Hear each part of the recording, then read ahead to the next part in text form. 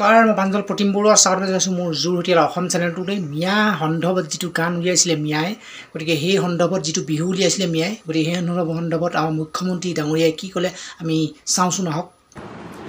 ইয়াৰ মাজত এটা মিয়া বিহু ওলালে, আমাক ইটিকিং কৰি গালি গালাজ কৰি কৰবাত আমাৰ সভ্যতা সংস্কৃতিক ইটিকিং কৰিও কিছুমানে মিয়া বিহুৰো প্ৰচলন কৰিলে। এই মিয়া বিহু গোৱা আলতাফ হুছেইন নামৰ ব্যক্তিজনক আজি আৰক্ষীয়ে গ্ৰেপ্তাৰ কৰিছে। মই এটা কথা স্পষ্টভাৱে ক'ব খোজোঁ যে যিমান দিনলৈ আমি আছোঁ, যিমান দিনলৈ আমাৰ সমাজ জীয়াই থাকিব, এই সমাজত আমি স্বাভিমানেৰে সৈতে জীয়াই থাকিম। আমাৰ সমাজ ব্যৱস্থাৰ ওপৰত কোনো প্ৰকাৰৰ আক্ৰমণক আমি গ্ৰহণ নকৰোঁ আৰু আমাক এনেকুৱা ধৰণৰ আক্ৰমণ কৰাৰ প্ৰচেষ্টাও চলাব নালাগে। আমি জিন যাব লাগে, মিলিব লাগে, মিলাব লাগে, কিছু এৰিব লাগে, কিছু ধৰি ৰাখিব লাগে।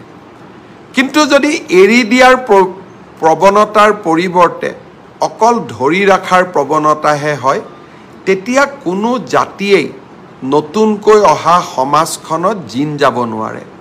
আমি প্ৰত্যেকটো পৰ্যায়তে মনত ৰখা উচিত যে আমি এখন সমাজলৈ আহিছোঁ, এইখন সমাজত আমি জিন যাব লাগিব আৰু এইখন সমাজত যদি আমি জিন যাব লাগে, এইখন সমাজৰ মৌলিক চৰিত্ৰসমূহক আমি মানি চলিবই লাগিব।